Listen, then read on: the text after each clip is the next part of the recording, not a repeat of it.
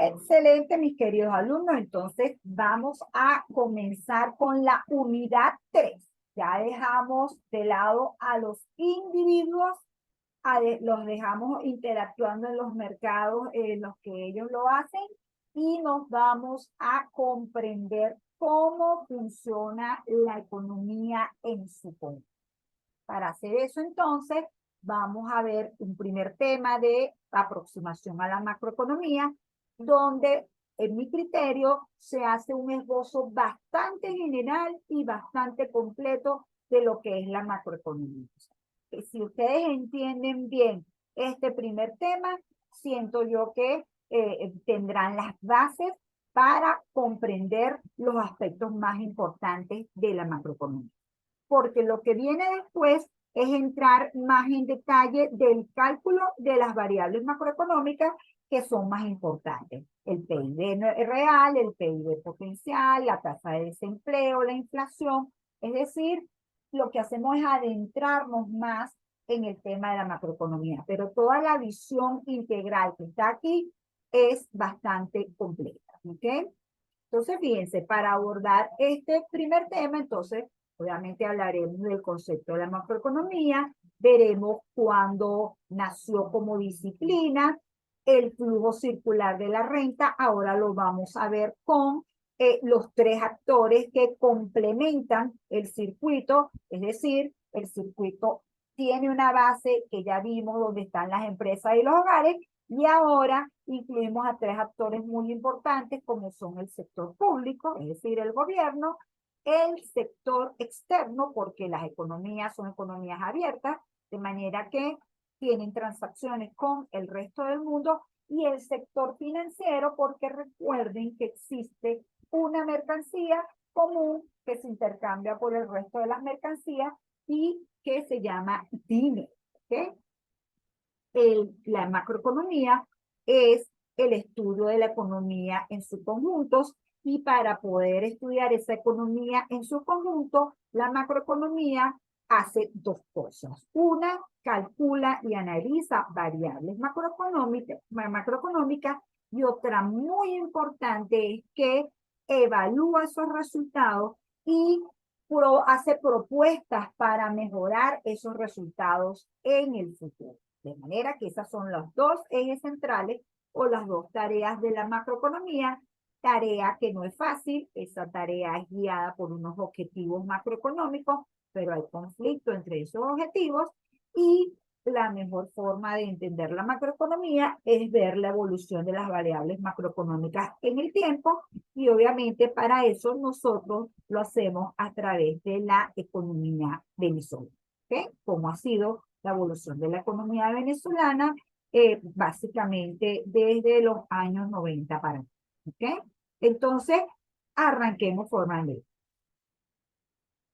Macroeconomía estudia la economía en su conjunto, hace énfasis en las consecuencias globales de las acciones económicas individuales, de manera tal que el interés de esta disciplina está en calcular y evaluar variables agregadas y establecer las acciones que puedan adoptar las autoridades económicas de un país para mejorar esos resultados macroeconómicos. Esa potestad que tienen las autoridades económicas de mejorar resultados económicos es lo que llamamos política económica. ¿Okay? Entonces, veamos el nacimiento de esta ciencia. La macroeconomía nace en el siglo XX.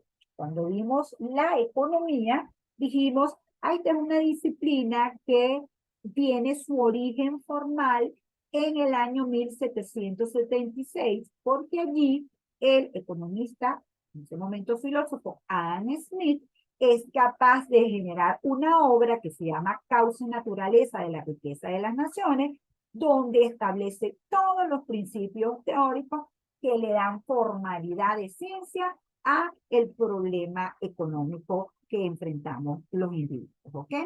La macroeconomía, si bien siempre fue un problema, los problemas, el dinero existe desde hace mucho tiempo, de manera que los aspectos monetarios y los aspectos de alguna manera de producción total y de consumo total de la economía pudieron haber estado en las inquietudes intelectuales de muchos autores en los siglos XVII, perdón, en los siglos XVIII, XIX y XX, pero realmente es la obra Teoría General del Empleo, el Interés y el Dinero de Adam Smith quien da un basamento teórico, una estructura teórica que le permite a la macroeconomía funcionar como una disciplina aparte, ¿ok? Entonces, por eso es que se dice que es a partir de 1936 donde formalmente podemos hablar de que existe la disciplina de la macroeconomía porque contamos con el andamiaje, con las herramientas o con la base teórica para poder llevar a cabo esta tarea. Como siempre, los grandes pensadores han aparecido en los momentos más determinantes. Resulta que en los años 30 ocurre la Gran Depresión y cuando nos encontramos en la Gran Depresión, que es, la vamos a explicar bien porque uno de los hechos que da nacimiento a la macroeconomía es resulta que los economistas encuentran que las herramientas que se habían manejado hasta ese momento no nos permiten ayudar a los gobiernos a salir de la Gran Depresión. Entonces, es allí donde aparece el gran Keynes, que es nuestro segundo gran pensador, y dice, es que los postulados con los que hemos trabajado hasta ahora y que pertenecen a la escuela clásica no funcionan aquí. Y no funcionan aquí porque ese es un enfoque con unas características cuando la economía está en una determinada situación, no en esta de recesión aguda, de caída pronunciada de la producción. Así que aquí esto es, tenemos que verlo desde un enfoque distinto y plantea entonces esta maravillosa obra. ¿Okay? Entonces, en el texto de Sachs y Larraín nos dicen que hay tres hechos que permiten en sí el desarrollo de esta disciplina. Obviamente, el primero fue la necesidad de tener estadísticas agregadas, o sea, no era suficiente con contar con la producción de las empresas, sino que hacía falta instituciones que recopilaran el total de la producción, que recopilaran el total de la inversión, cómo era el gasto total en esa economía, cómo era el ingreso de esa economía, cuánto de esa economía se ahorraba y ese ahorro podía o permitía financiar la inversión. Que todas estas cosas se hicieron muy visibles, sobre todo a partir de la Primera Guerra Mundial, y los países empezaron a agregar sus variables, a sumar sus demandas o sus consumos, a sumar sus producciones en un nivel total, es decir, a obtener variables agregadas. Hubo los economistas que trabajaban en el National Bureau of Economic Research, fueron la unidad que sentó las bases de cómo debían recopilarse esas estadísticas de una manera sistemática, de una manera metódica, y eso dio origen a las cuentas nacionales. ¿Okay? Entonces, lo primero que ocurre es que se empieza a recopilar datos de forma agregada. Eso nos va dando un esbozo de cómo se relacionan las variables a nivel agregado. ¿Okay?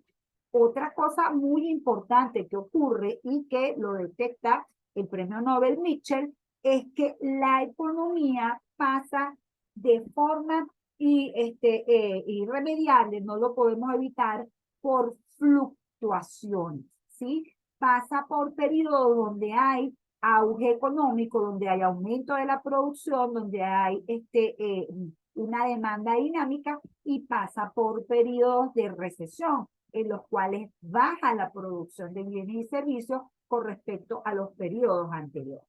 Es decir, que no es una situación en la cual la economía va a estar todo el tiempo creciendo, sino que pasa por etapas de crecimiento y por etapas de recesión. Eso se había percibido desde todos los tiempos. En la parte de la Biblia siempre se habla de épocas de vacas flacas y épocas de vacas gordas, justo porque siempre ocurría eso, pero es con después que se empieza a calcular variables como el Producto Interno Bruto, que es la producción total de bienes y servicios en el territorio nacional en un periodo de tiempo determinado, que es cuando se comienzan a estudiar variables como los precios o como la inversión, que definitivamente se entiende que existen los ciclos económicos. ¿Okay? Y finalmente, lo más importante es la Gran Depresión de los años 30. ¿Qué fue la Gran Depresión de los años 30? Fue la mayor debacle económica de los tiempos modernos. ¿Okay? Allí ocurrió una caída abrupta de la producción, un altísimo nivel de desempleo, mucha gente sin trabajo y una fuerte deflación. Deflación es cuando los precios, en vez de subir, bajan. La gente puede creer que eso no es malo y resulta que es muy, pero muy malo. ¿Por qué es mala la deflación? Por lo que acabamos de hacer énfasis del papel que tienen los precios.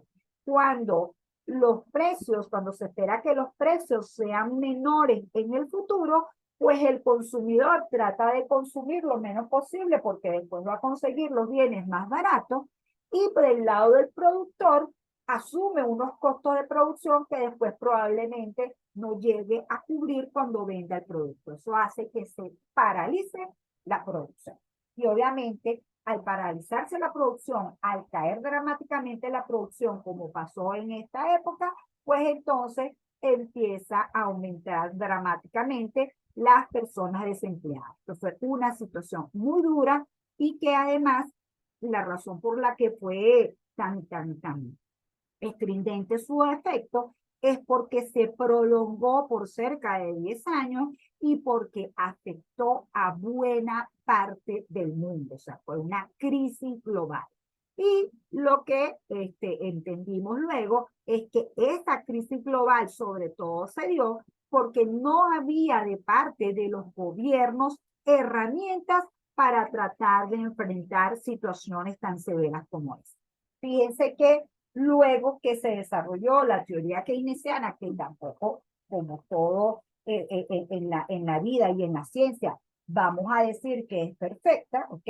Tiene el hecho de aplicar los remedios que nos enseñó Keynes, puede generar otras enfermedades que también complican al paciente, ¿ok? Entonces, simplemente de lo que se trata es de que por lo menos cuando ocurrieron las próximas crisis después de los años 70, donde hubo problemas por un aumento dramático de los precios del petróleo, y de los años 80, donde también hubo otro boom petrolero, y los precios aumentaron muchísimo. En esos tiempos la economía pasó por una crisis ya no de estancamiento económico, sino de elevada inflación. ¿Okay? Pero fuera de esos periodos de elevada inflación, la recesión económica y sobre todo la deflación no ha sido más nunca tan severa. De hecho, solamente Japón es uno de los países que tuvo que enfrentar una deflación más o menos prolongada, pero en el mundo en general no ha ocurrido mayores problemas de deflación. Y repito, los ciclos económicos, si bien se siguen cumpliendo, las reducciones de la producción no son tan pronunciadas como ocurrió en los años 30. Por lo menos la crisis financiera del 2008 se salió con relativo éxito de ella, no hubo una recesión prolongada ni una caída abrupta de la producción, y ni hablar de la pandemia. ¿Okay? La pandemia amenazaba con ser una crisis que podría igualar a la de los años 30, pero precisamente el contar con estas herramientas de política económica, con la posibilidad que tienen los bancos centrales de aplicar política monetaria y con la posibilidad que tienen los gobiernos de aplicar política fiscal, se ha podido solventar esa situación. ¿Okay?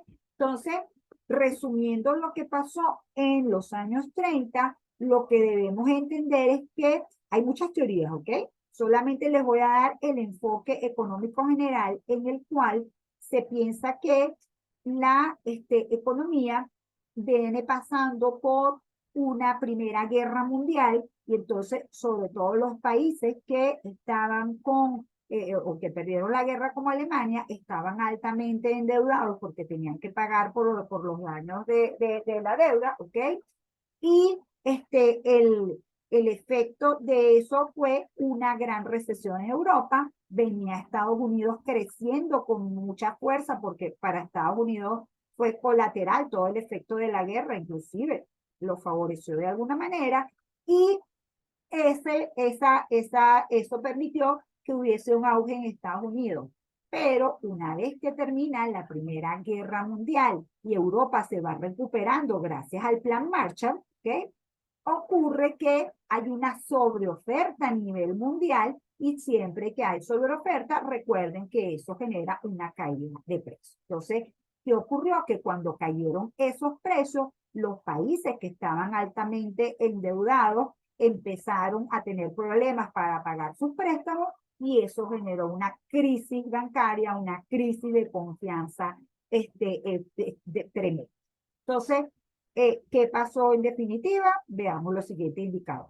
El monto negociado de Wall Street, que pasó de un incremento de 229,6% entre 1995 y 1999, desplomó sus cotizaciones en el 32 en 468.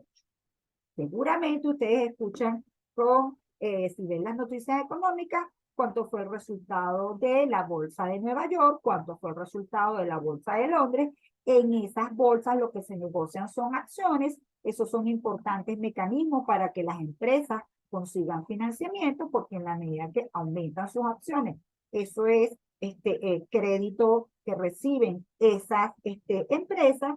Y entonces cuando, que fue una de las cosas importantes que detectó Keynes, cuando las cosas van bien, hay muchísimo optimismo. Entonces, mientras todo iba en aumento, sobre todo recuperándose los países europeos de la guerra y los estadounidenses alcanzando un alto estándar de vida, pues en el Wall Street estaban todas las empresas invirtiendo, estaban las personas consumiendo y estaba la economía creciendo.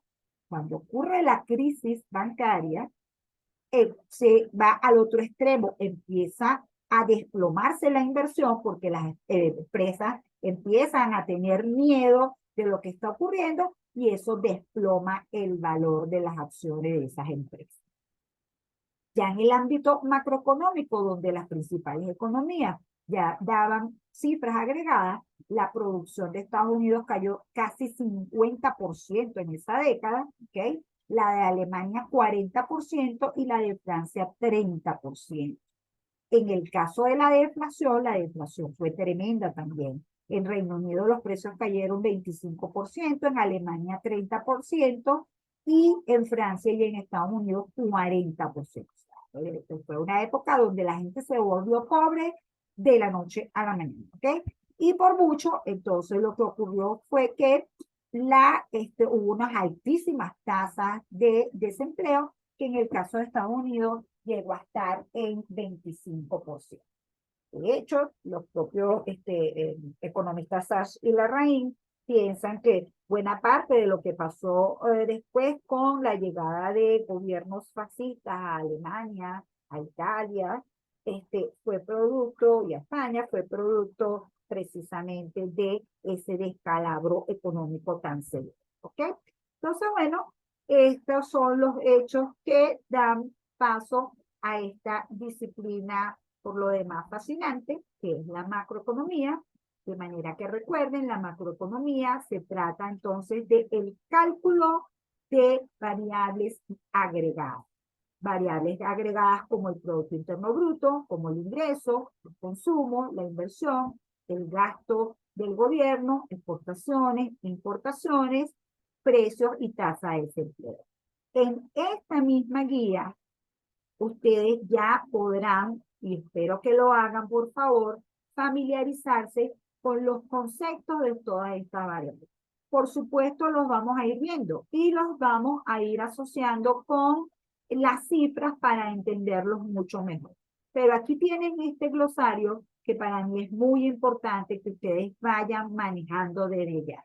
Y para yo garantizarme que ustedes van a hacer eso y se van a estudiar estas variables, o por lo menos las van a leer varias veces, lo que hago es que en el primer parcial, 5 puntos son de complementación. Es decir, que yo les coloco el concepto y ustedes tienen que decir de qué variable macroeconómica se trata. ¿Okay? Es la única forma de que ustedes puedan irse familiarizando con las variables. Me levantaron la mano, cuéntenme. Sí, profe, quería hacerle una pregunta. Si justamente lo que estaba explicando de la crisis de 1930 se podría equiparar a lo que está pasando en Silicon Valley con los bancos como Signature y todos esos bancos que justamente quebraron bueno, justo por lo que explica. ¿Se podría equiparar y de qué manera podría afectar eso eh, en, en una escala macroeconómica a nivel global, o sea, a nivel mundial? Perfecto. Fíjate, una cosa que quedó clara de la Gran Depresión es que era muy importante la coordinación entre bancos centrales y que era muy importante la coordinación entre gobiernos, de manera que a través de la política económica se pudiera tratar de solventar las crisis de la mejor manera. Entonces, ¿qué ocurre? Nosotros venimos de una pandemia en el año 2020 que generó una caída importantísima de la demanda a nivel mundial y de la oferta a nivel mundial, ¿verdad? Generó cuellos de botella, acuérdense todos los problemas, porque de la nada se paralizó el comercio, se paralizó los turistas, los viajes, y eso generó unas pérdidas tremendas y de hecho desaparecieron bastantes empresas, ¿verdad? Eso, además, acuérdense que en el 2022 ocurre la guerra entre, o digamos, la invasión de Rusia a Ucrania, y Ucrania es considerado uno de los graneros del mundo, ¿ok? Entonces, se siguen generando problemas allí. Entonces, lo que te quiero decir es que la economía ya venía con problemas económicos severos que habían requerido que los bancos, los gobiernos, tuviesen una política fiscal muy expansiva, obviamente a costa de endeudamiento, ¿verdad? Y los cuellos de botellas que se fueron generando por todas estas situaciones generaron inflación. De manera que los bancos centrales, el Banco Central, la Reserva Federal, que es el Banco Central de Estados Unidos, el Banco Central Europeo, venían aplicando una política primero monetaria muy laxa para tratar de sacar la economía de la recesión que produjo la pandemia, pero luego con la inflación que se deriva de la guerra en Ucrania, tiene que cambiar la orientación de la política y aplica política monetaria contractiva. ¿Qué hace? Empieza a subir las tasas de interés. Empieza a subir las tasas de interés y eso hace que la deuda que tienen los países y las empresas empiece a ser más costoso pagarla porque está pagando una prima mayor. ¿Me entiendes hasta ahí, verdad? Entonces, Sí, resulta que para entrar entonces en una dinámica más complicada, ocurre este tema con ¿cómo se llama? Las criptomonedas, y cae este importantísimo banco, y cuando lo veamos en el tema del dinero, vamos a ver cómo cuando se genera una crisis de confianza en el sistema financiero, eso es gravísimo. Entonces, ahora los bancos centrales se están enfrentando a qué hago para combatir la inflación, pero además de drenar con bastante liquidez el mercado para que no me ocurra una corrida bancaria que me lleve al lastre el resto de los bancos, ¿sí? Sino para que los ahorristas tengan la confianza de que el dinero está depositado. Siempre en las corridas bancarias hay pérdidas, y los que hicieron apuestas grandes a Silicon Valley y a las criptomonedas, pues obviamente van a pagar el precio de eso. Pero si tú quieres, como hay un ahorrista que metió su dinero esperando una rentabilidad, si tú no cuidas que ese ahorrista tenga sus ahorros garantizados, generan una crisis sistémica. De hecho, en el 2008 lo que pasó fue que se dejó caer otro importante banco, que fue el Lehman Brothers, y hubo un desastre financiero internacional que requirió de toda esta coordinación. ¿Cuál es el resultado de lo que está pasando con todo esto? Que, repito, está bastante complicada la situación y lo que se espera es que haya un crecimiento muy, pero muy bajito de la economía mundial, y todavía no sabemos. Ahora los bancos que están entre la disyuntiva de enfrentar la crisis financiera y de enfrentar la inflación, cómo nos va a terminar generando la inflación. Es decir, no nos viene un panorama nada alentador en estos próximos años, porque los motores económicos, que son China y Estados Unidos, pues se están enfrentando a problemas de inflación, o se están enfrentando a problemas de excesivo endeudamiento de los países y de menos rentabilidad, o simplemente se están enfrentando a expectativas negativas, lo que hace que puedan vender menos en los mercados internacionales. Entonces, era una respuesta larga, lo siento, pero era para que entendieras cómo se va bailando todo a nivel macroeconómico, ¿sí? Sí, sí, sí, entendí perfecto. Y quería hacer otra pregunta, ya un poquito más cortica para no interrumpir mucho la clase. O sea, ¿no le parece a usted que sería mejor volver al patrón oro que sí, al patrón oro que se dejó utilizar en los 60, creo? Fíjate, mi amor, efectivamente, te voy a pedir que me escribas después al privado, porque ese es un tema importantísimo que lo vamos a ver en la unidad 4. El patrón oro desaparece en el 76, y si existiera el patrón oro, la economía no crecería al ritmo que creció, ni la población al ritmo que creció después de allí. ¿Por qué? Porque precisamente que el dinero solamente esté respaldado en la confianza que tengan las personas en los bancos centrales es lo que permite que pueda crecer la base monetaria y la liquidez monetaria, y los bancos puedan prestar dinero y con ese dinero se invierte. ¿Ok?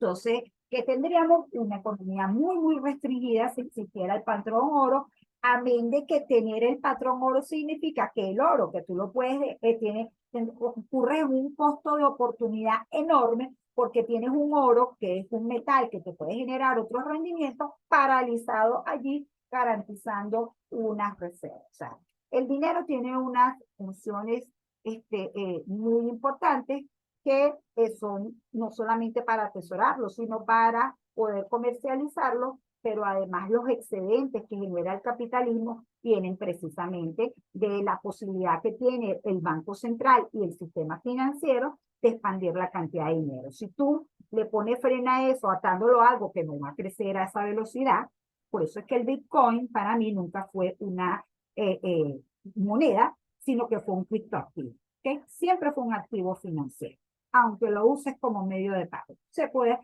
hay swap de oro y también tú los usas como medio de pago, pero siguen siendo activos financieros, no dinero. Entonces, el de volver a esos patrones. De hecho, para cerrar, te digo que a partir del 76 se pensó que Estados Unidos, como había eliminado el patrón oro, ya no iba a crecer más, y a Estados Unidos le siguió yendo muy bien en el resto del tiempo.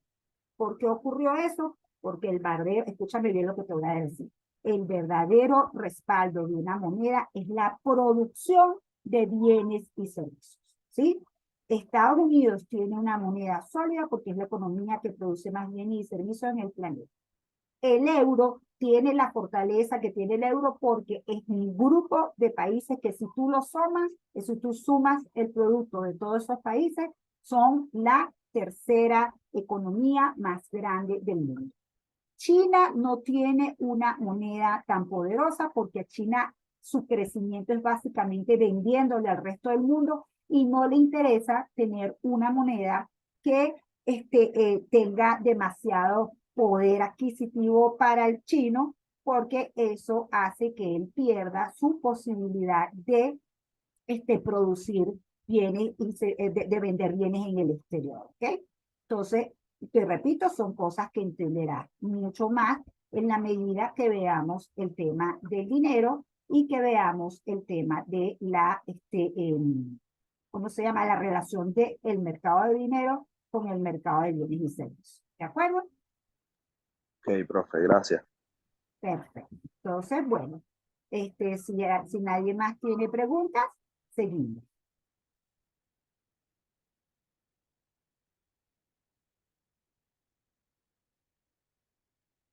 Ya, déjenme, dame un segundito por aquí. Ok, entonces, repito, el enfoque de la macroeconomía es que primero se pueden agregar las variables macroeconómicas. Segundo, hay la posibilidad de las autoridades, ¿verdad? A través del manejo de variables macroeconómicas, de poder influir en los resultados macroeconómicos. Los resultados macroeconómicos, siempre que yo diga resultados macroeconómicos, me refiero a que haya aumento del PIB, es decir, aumento de la producción, que haya baja tasa de desempleo, que haya control de la inflación. Es decir, las variables macroeconómicas clave son esas tres. Siempre que hablemos de macroeconomía, entonces vamos a estar hablando no solamente del mundo donde se desenvuelven los hogares y las empresas, sino que la interacción de hogares y empresas con el sector público, con el sector financiero y con el sector externo. ¿Okay? Entonces, de alguna manera es importante entender que hablar de macroeconomía es hablar de un mercado consolidado. Ya nosotros hemos visto en la macroeconomía que existe el mercado de la cebolla, que existe el mercado de los celulares, que existe el mercado de la comida china, ¿sí? Y que en todos esos mercados hay una producción y hay unos demandantes. Lo que hacemos a nivel macroeconómico es que sumamos todas las producciones y obtenemos la oferta agregada total. Desde el punto de vista teórico, entonces, la oferta agregada es la cantidad total que las empresas producen y venden voluntariamente. ¿Okay? ¿Y cómo medimos esa oferta? La medimos a través del indicador que se llama PIB. ¿Okay? Producto Interno Bruto, y que repito, es el valor total de la producción de bienes y servicios en el territorio nacional en un periodo de tiempo determinado. Después hablaremos muchísimo de este indicador primero. Cuando nos referimos a la demanda, obviamente también vamos a sumar todas estas demandas, pero ojo, esas demandas solamente van a formar parte de la variable agregada que se llama consumo. Consumo va a ser el gasto que hacen las familias en bienes y servicios, ¿ok? A esa demanda de los hogares le vamos a incluir otra demanda que es la demanda del gobierno. Resulta que el gobierno, cuyas características las vamos a ver, tiene unas funciones económicas y para él poder hacer esas funciones económicas, pues incurre en pago de mano de obra, incurre en compra de bienes y servicios, de manera que parte del gasto que se genera en la economía, él se apropia de parte de ese ingreso, perdón, que genera la economía y lo gasta para poder ejercer estas actividades que estamos hablando. Las empresas también están por el lado de la demanda. ¿Por qué las empresas están por el lado de la demanda? Porque las empresas necesitan comprar maquinaria y equipo para aumentar la capacidad de producción. Entonces, si bien ellas son las que ofrecen, hay un grupo de empresas que fabrican maquinaria y equipo y el resto de las empresas compran esa maquinaria y equipo. De manera tal que del lado de la demanda agregada, debemos agregar a las empresas una variable que se llama inversión. Y entonces la inversión, desde el punto de vista de la macroeconomía, va a ser el gasto que hacen las empresas para mantener y aumentar su capacidad de producción. ¿Okay? Y finalmente, vamos a tener otros demandantes que son los residentes de otras economías y que van a comprar nuestros bienes. Eso se va a recoger en una variable que se llama exportación. ¿Okay? Además, entonces, estas demandantes también pueden comprar bienes al resto del mundo y lo ponemos aquí con signo negativo para señalar que mientras las exportaciones son un ingreso por concepto de bienes vendidos al exterior, las importaciones son una salida de dinero por concepto de compras que hacen, bien sean los hogares, bien sean las empresas o bien sea el gobierno, de bienes a empresas que están ubicadas en otros países. De manera que cuando hablemos de macroeconomía, es importante entender que la oferta agregada está constituida por el PIB, la demanda agregada está constituida por el consumo, el gasto, la inversión, las exportaciones menos las importaciones, y que así como tenemos en los mercados individuales una intersección de las curvas, también lo tenemos a nivel macroeconómico. Y en donde se intersectan la curva de oferta agregada y demanda agregada, vamos a tener dos variables importantísimas. Uno, el nivel de PIB real de la economía, es decir, la producción en términos reales. Otro, el nivel general de precios de toda la economía. Y obviamente para producir hay que contratar mano de obra, de manera que cuando tenemos el total de la producción, también tenemos cuánto ha sido la cantidad de personas contratadas y cuánto ha sido la cantidad de personas que están buscando trabajo y no lo encuentran. Entonces, es ahora este enfoque con el que vamos a trabajar de aquí en adelante, con esta ecuación macroeconómica y con este mercado consolidado. Siempre le va a ir bien a la economía cuando el PIB esté creciendo, cuando la tasa de empleo sea alta, es decir, la tasa de desempleo sea bajo, y cuando haya un control del crecimiento de los precios. El crecimiento continuo y generalizado de los precios es lo que llamamos inflación. ¿Okay? Entonces, y finalmente tenemos que tomar siempre en cuenta que la actividad económica va a hacer esto de forma inevitable. Existe en el corto plazo lo que llamamos los ciclos económicos. ¿Okay? Uno, que lo que se aspira a nivel mundial es que la economía tenga una tendencia creciente a lo largo del tiempo. ¿Okay? Vamos a parar aquí y nos vamos a ver entonces otro ratico para complementar las 3 horas de esta semana. ¿De acuerdo?